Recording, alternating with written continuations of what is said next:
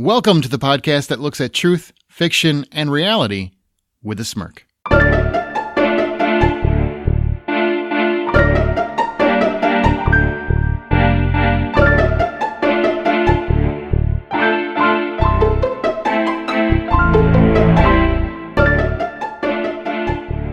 I'm Aaron Peterson.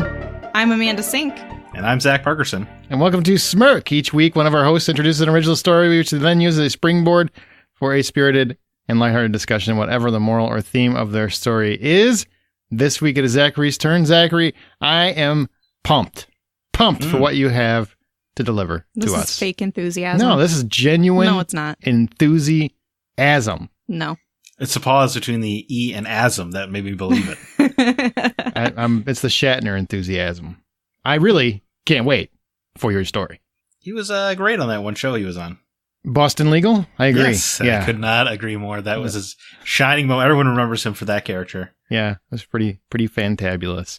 Yeah. Well, you know what? Whenever you are ready, sir, you get to lead us into this masterpiece. Yeah, man, it feels like it's been a lifetime since I've told a story on here. You haven't done one in a bit.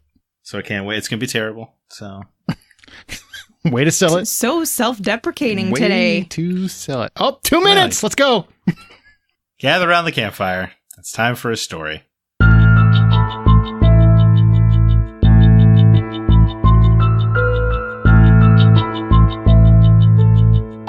James never thought he'd be the one having to do this. Giant, ominous rectangles were laid out before him.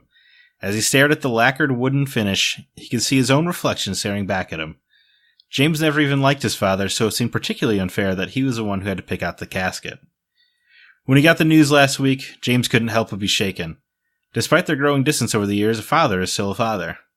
And how sudden it was seemed unfair, as if fate itself was laughing that he and his father would never even have the chance to mend their broken relationship. Since his siblings were borderline useless, it fell to James to be there for his mother. Part of that was getting the body in place, part of it was getting everything else ready. Visitations, family plans, this casket. It all felt so surreal. Perusing the caskets forced James to think of the good memories, like when his father taught him how to build a coffee table. He still sits at his parents' home to this day. Something he and his father did together lasted decades and withstood the test of time. A constant memory for the both of them. Despite the recent rough times, they'd always have that good time. He could recall the coffee table in his mind, the dark obsidian color, finished with a high gloss. He could almost make out a reflection in it. And he saw the black, glossy casket before him. He knew this was the one. And his father would be proud of the choice. Wow. So the story's about a guy picking out a casket for his papa? Yeah, for his Papa Giorgio. Oh, that's so sad. Yeah, you know. Of course it involves death. Well, yeah, why wouldn't it involve death if Zach's telling the story? Like, literally the shortest story you've ever told, and it still involves death. I wouldn't have it any other way. You should do another one. It's just like, ooh. Getting stabbed really hurts. The moral of the story, getting stabbed sure does hurt. That'd be dope. Interesting. Yeah. Well, what do you think the moral of the story is? Your parents dying sucks? Dope. Nailed it. It's never too late to make a fine furniture choice. That's a good one. That is a good one. That's all I got. What is it? Well, I wanted to discuss death is inevitable and unexpected. I wanted to talk about death. Okay. Of course you did. Yeah. Why wouldn't you? I feel like we haven't had a good chat on death. It's time to the Game of Thrones week. Why not? I mean, do you continuously think about killing people or something? No, I really people don't. Dying? Just myself. Oh, well, this is... It's a contemplative, therapy? artisty thing. So, like, people that are artists or creators in nature, they typically think about life, and therefore, the existential, which is death. Yeah, but he's not thinking about anybody else dying. He's only thinking about his death. No, what he just said. I think that was a joke. Was that a joke? Maybe it wasn't a joke. Do you need the 800 number? 65% a joke. 65. That's still pretty high. This episode is getting really sad, and I feel like an intervention is due. Hey, man. Look, it's common. Anybody who crosses over a bridge thinks about what it'd be like to jump off it. Everybody does that. No. I think about how long is this stupid bridge? I need to get to the other side. Why am I not here? Why am I not in the car right now? This bridge. So far. Just go walk. I think about what happens when some of this this material breaks down and then I fall into the water and I have no way to save myself. What? Wow, Yeah, that's I'm interesting. afraid of bridges. You're afraid of bridges? I'm afraid of crossing bridges. What aren't you afraid of? Yeah, I was about to say, what is she not afraid of? Food? But then all just throw- food, or is it? What if it's too spicy? Do you get afraid of that? No, but if it has onions, then I'm not going to eat it, but I'm not afraid of it. I'm just going to throw a sandwich the other side of the bridge. You'll just move faster. Won't pay any attention. Well, I'm distracted by this. Who doesn't? Why would you not like onions? Oh, they're bad. They're Ooh, awful. I like them raw. Ew, nice, that's strong. even worse. It's seriously one of the most flavorful vegetables out there. So It's good. when you have like a pasta and it's obviously cooked out, then that's fine. That would be not what onions are there for. Yeah, they've Right, ruined but the that's onion. what they do. They just ruined the onion. When you have basically just more pasta that's onion shaped, then it's all good. Well, let's hear a little softball at the top. What do you guys think about the standard American death ritual? Oh, the funeral? Yeah, being buried in a casket thing. That's a great topic, actually. It is. I think it's ridiculous. Nice. Yeah, wasting space. What's up? It's also super expensive to die. Like not only do you have to worry about your family, like you're trying to worry about everybody who's now dealing with the grief of this loss, but now they have to figure out if this person didn't have like life insurance, how am I supposed to come up with $8,000 to bury them? And if I want to cremate them, it's still like $3,000 to $5,000. Oh, I solved that problem. If you don't have life insurance, you're getting buried in the backyard. Congratulations. That's also really illegal. Is it? Yeah, you can't bury somebody in your Then I backyard. find the bridge. And guess what? Zach's plan comes true. I was there Sweet. and I was hanging out with Pop. And he didn't have life insurance. And I'm like, what should I do? Oh, he slipped. Darn it again. Yep. That's That's what I would happened to do. Uncle Nate last week. I don't think a lot of times they won't even release the body to you unless you have something set up for funeral or cremation. I'm not going bankrupt for anyone. I'm telling you if you're listening, I am not going bankrupt for you. I won't do it. It's a ridiculous thing. You're Is dead. ridiculous. Yeah. You're not there in that carcass anymore. Yep. Boom. He's dead right on that. I've got some solid life insurance, so if I die, at least my family doesn't have to worry about paying Man, for what do it. you do with life insurance at 25? Because 26. I know I'm How going to old are die you? eventually. 25, I'll be 26 in June. Oh, so close. Yeah. What are you doing with life insurance already? That's absurd. No, it's not absurd. It's actually the cheapest when you're younger. And also, if I develop a health issue later on, I want to have insurance before I can't not have insurance anymore. This episode of State Farm brought to you by Smirk. What? That company? I got that reversed.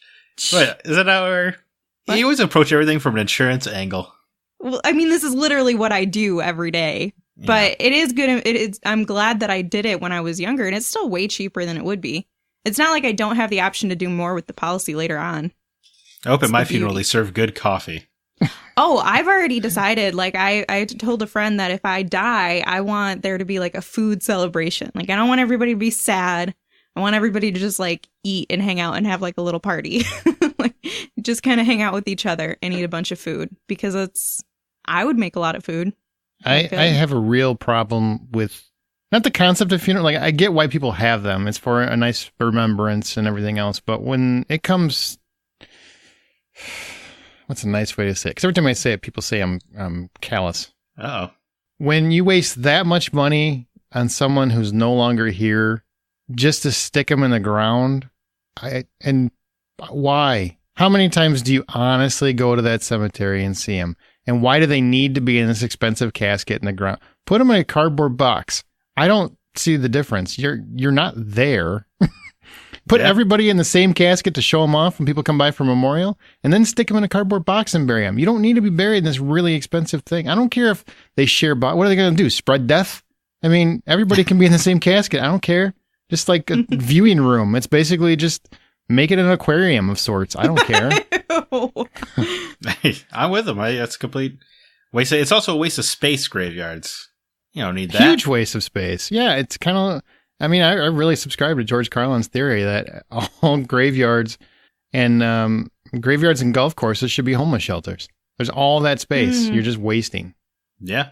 Yeah. George Carlin, by the way, prescient. He's ahead of his time. What would you... was, absolutely. So, because this is a place for people to deal with their grief and go and talk to that person and say, dang, I messed up quite a bit when I was younger, and I'm really Well, sorry first of that you all- didn't get a chance to see me do better, whatever it might be. You're talking to a rock. A shaped rock. It depends on your beliefs, and I'm not going to knock anybody's religious Right, beliefs. right.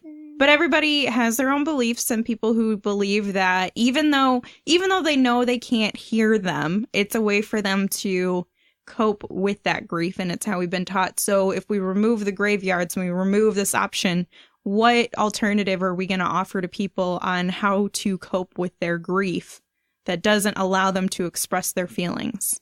I don't understand this. I will never.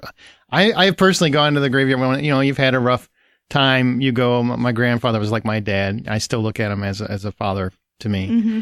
And when I have a really, really bad time or I'm conflicted, I will still go out there every once in a while and visit, but if it wasn't there, the option wasn't there, I just would look up, I guess, or look, or just contemplate out loud in the backyard or something. I don't need a place with a stone with somebody's name on it to reflect upon whatever they would have said. Because I feel like if you take time and you think about it, you would know what that person would say.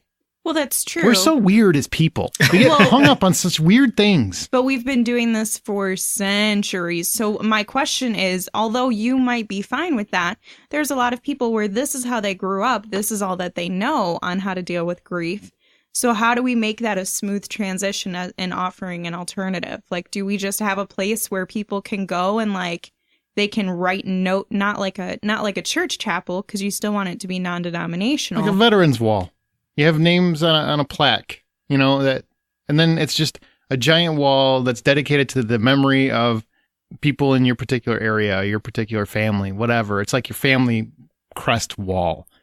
They have it for veterans, and it's very similar. It's a very emotional experience to go to that wall and the bodies aren't buried there. It's just names on a plaque, but it's really about the sentimentality. It's about the recognition. It's about the honor. You can do that without having a graveyard, I believe, personally. Okay. Yeah, I mean, if you take them all away for the sake of space, people will figure out a new way to grieve. It's just people use that because that's what they're used to. Well, I mean, there are other cultures that do not bury their dead. They set them on fire. That's good. It saves space. The U.S. is not going to let people set people on fire. We already do it. We cremate them.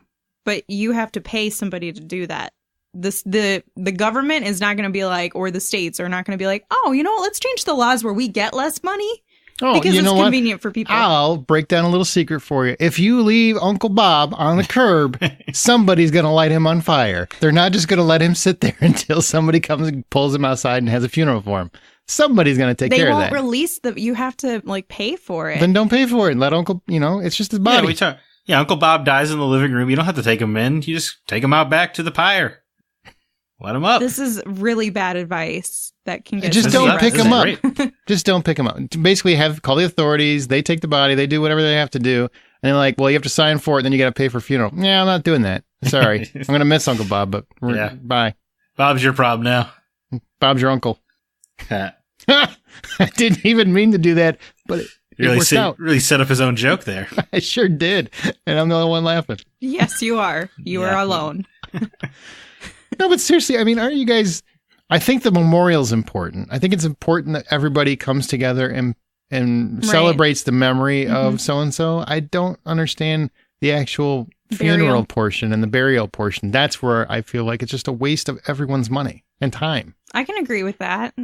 I think that it's just become so second nature for us because it's happened for so long and it's very religious dominated, where you have to do these things if you're religious. Your religious affiliations are not going to be like, oh, we're just going to change everything now. That's fine. Even non-religious what are you talking about? They do every time a prophecy doesn't come true. Wow.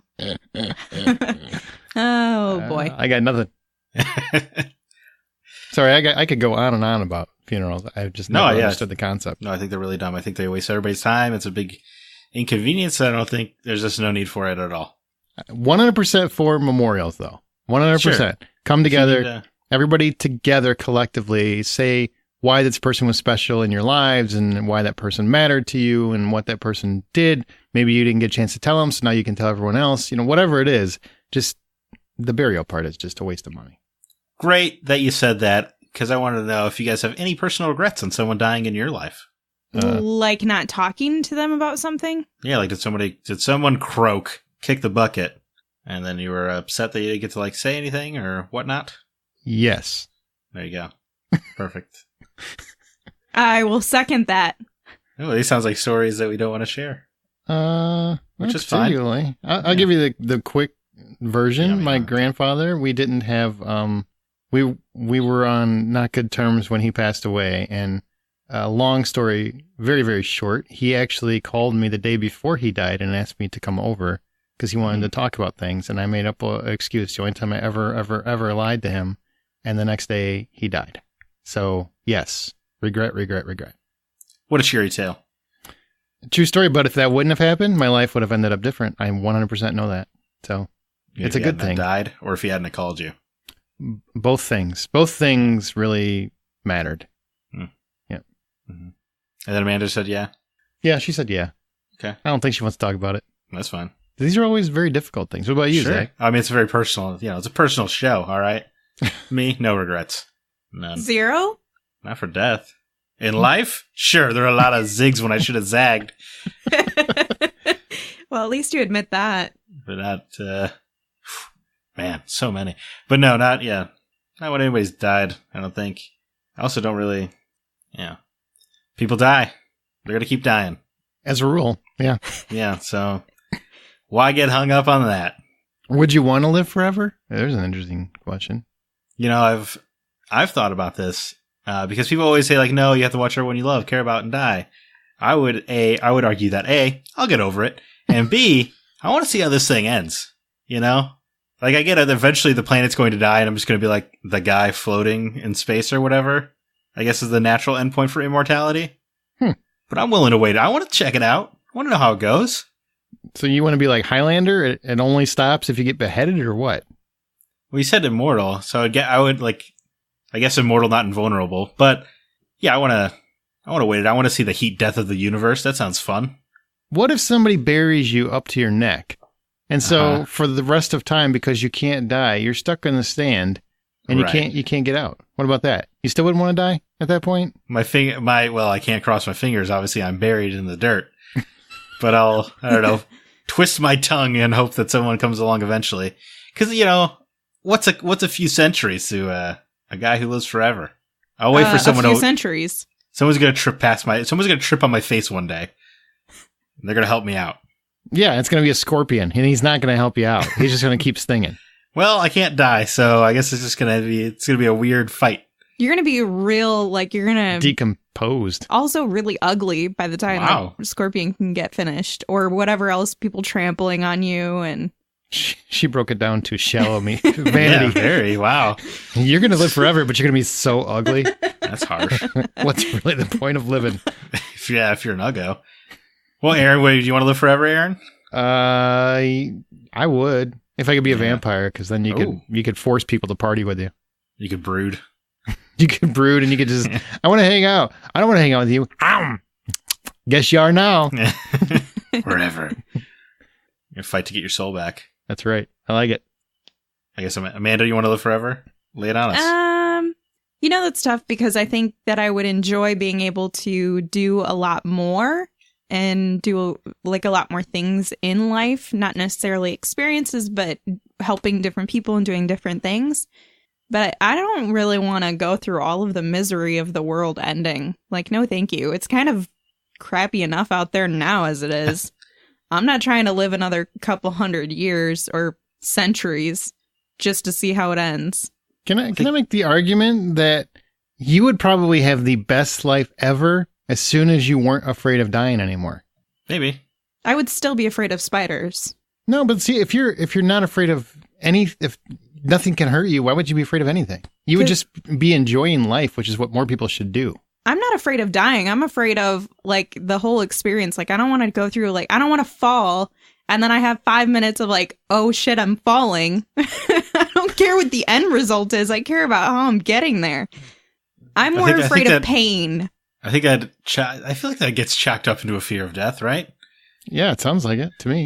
But I'm not afraid of actually dying. It's all connected. It's all connected though. You're afraid of injury. If you don't have those fears, if you don't have that, I don't have to worry because no matter what happens, I'm going to be fine. you can actually enjoy life. You don't have to worry about anything. You don't have to worry about even saving money. You can just, I'm going to be fine. I'll just rob other people. What are they going to do? They're going to be dead in a couple of years and I'm going to be fine. Yeah, but they could still throw you into like prison and stuff. That doesn't sound fun. I don't want to live forever in prison. Like, wow, this chick won't die. Yeah, when is she going to croak? 3 life sentences and you're still alive in 300 years? I feel like eventually, after 60 years and you haven't aged, they're going to be like, okay, so what's going on here? They're going to ask some questions. Hank, you haven't even, your hair hasn't gotten a little gray. It's just kind of weird. Do you have dye? What vitamins are you taking? Yes, how about the all-protein diet? Would you buy us?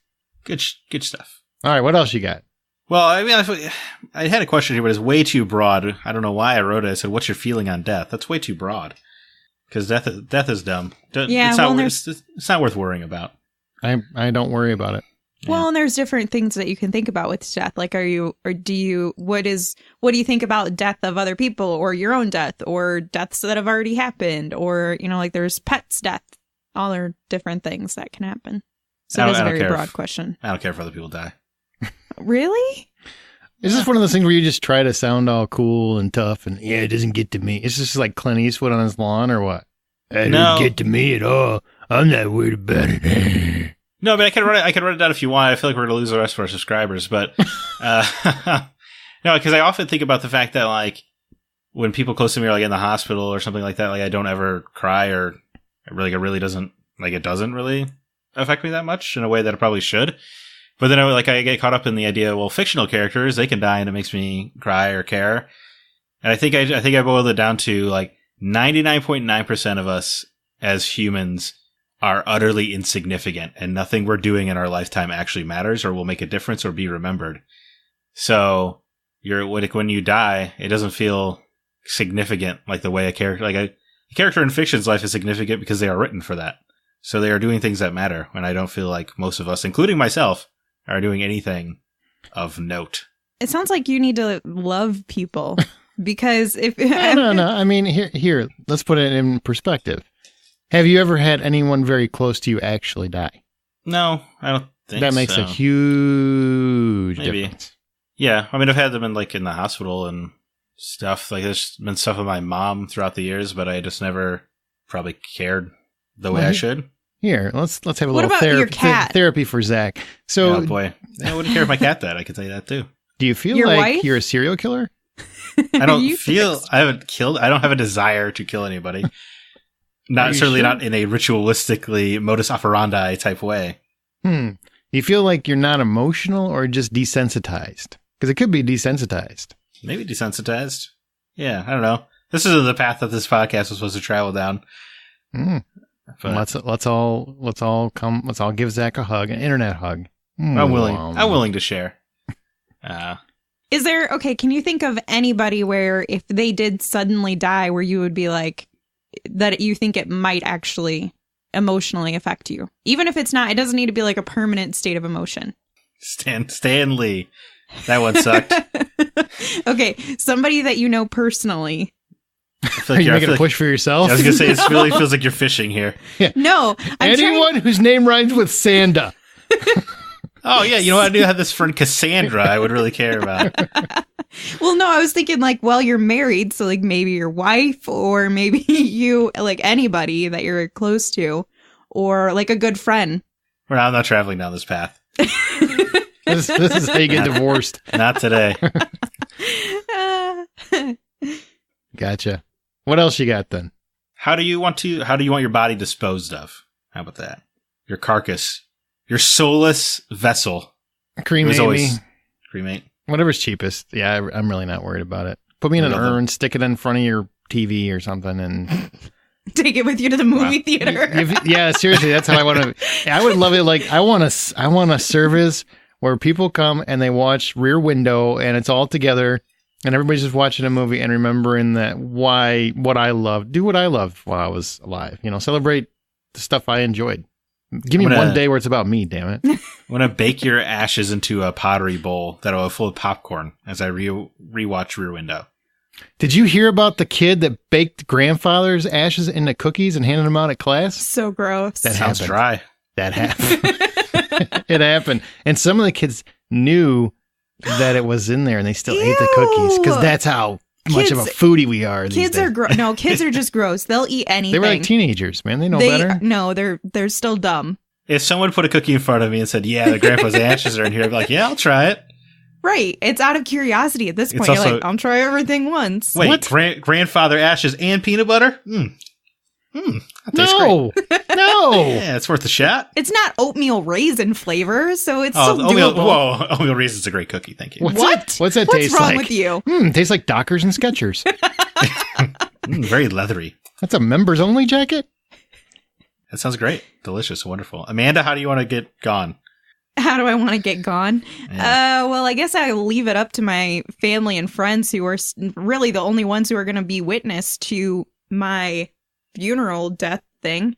So you can cremate me. You can. What do you want? Is what he's asking. That is what I want. Whatever those people want to do. Whatever makes them feel better. You guys have such boring answers. Leave it up to other people. I want a Viking funeral. I want to be tossed down the riverbed in a boat, and I want someone to shoot a flaming arrow at it. Look, if that's an option, I'm on board. I want that too.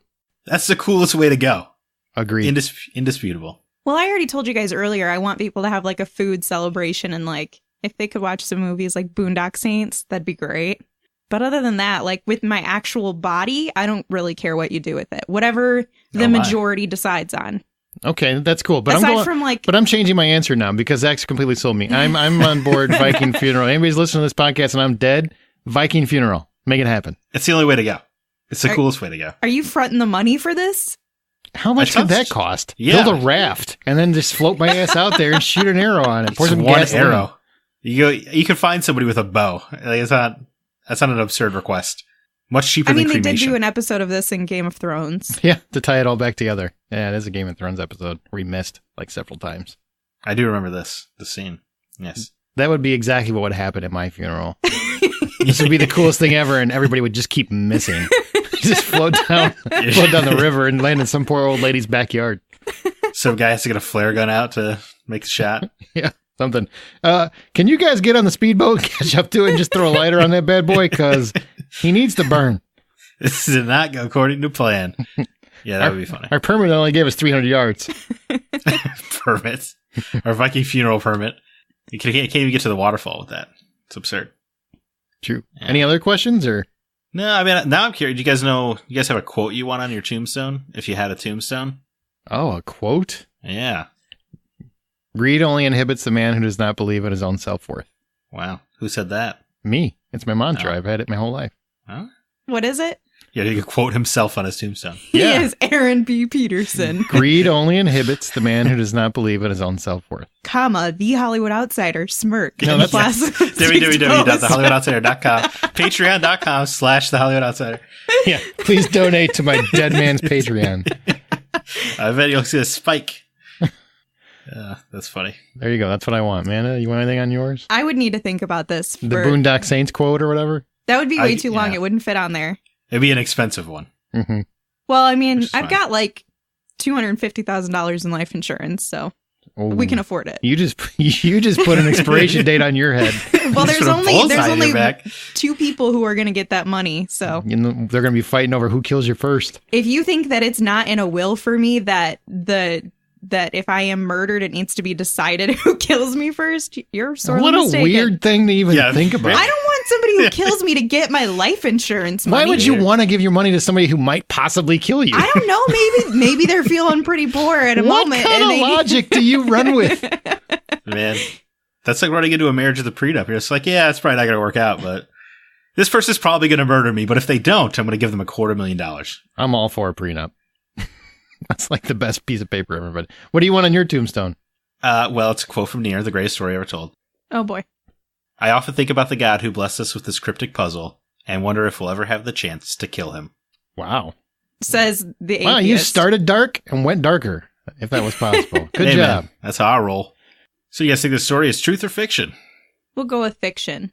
Fiction. It's truth. What? What a plot twist that has just inhabited this podcast. Oh, people would have heard we already did this once before. It's like deja vu. The magic of editing. Yeah, like it never happened. You guys are crazy. Who did it happen to? Let's say undisclosed. Okay, undisclosed. Got it. Yeah. There we go. In fact, I originally wrote the story with the name of the person. I was like, whoops. That seemed bad. Too personal. Yeah. Well, I mean, for them. Okay, so what is the title of your story? Obsidian Memories. Ooh, I like that. Wow, that's a word I don't know. Obsidian? Yeah. Well, Black. I mean, I don't use it in normal conversation. Not that I don't know it. I just mean it's not a word that I use. Fair enough. Ever. No one's attacking your dictionary prowess. Look, I stopped at the. All right? That's where I got stuck. I'm like, I'm done. That's so many syllables. Says the guy who literally used to read the dictionary or the thesaurus when he was a child. My mother made me. So now he's bitter at words. I'm kind of bitter. Mom, what does this mean? Look it up. Why can't you just tell me? Because you won't remember it that way. And she's right. I wouldn't have. Oh, man. Well, I think I would have. See, but she understands me. If I write something or I read something, I remember it forever. If somebody tells me something, I don't necessarily. That's true. Whenever I tell him something, he seems to never remember it unless I can go back and say, I've got a text message I can prove to you. I told you this. That's different. That's more like, why are you always talking? Yeah, it's hard to remember everything. Wow. As our show goes, we will occasionally pick listener stories to read and discuss on Smirk. If you'd like the chance to have yours, write email to mystory@smirkpodcast.com. Join the conversation by joining our Facebook group. Follow us on Twitter @SmirkPodcast. Be sure to use the show's hashtag Smirk. And also, if you could leave us a review in your podcast app of choice, that would be greatly appreciated. And tell your friends. Just share the show wherever you can. That would be great. Thank you. Anytime somebody's like, hey, who has a podcast recommendation? Be like, let me tell you about Smirk. Every single time. Just have them skip this episode before I scare everyone off. And as you write your own life story, always remember to tell it with a smirk.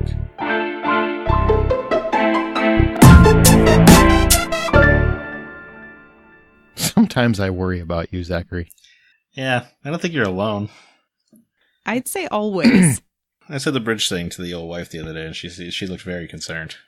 You be careful. You might end up in an institution before the weekend's over.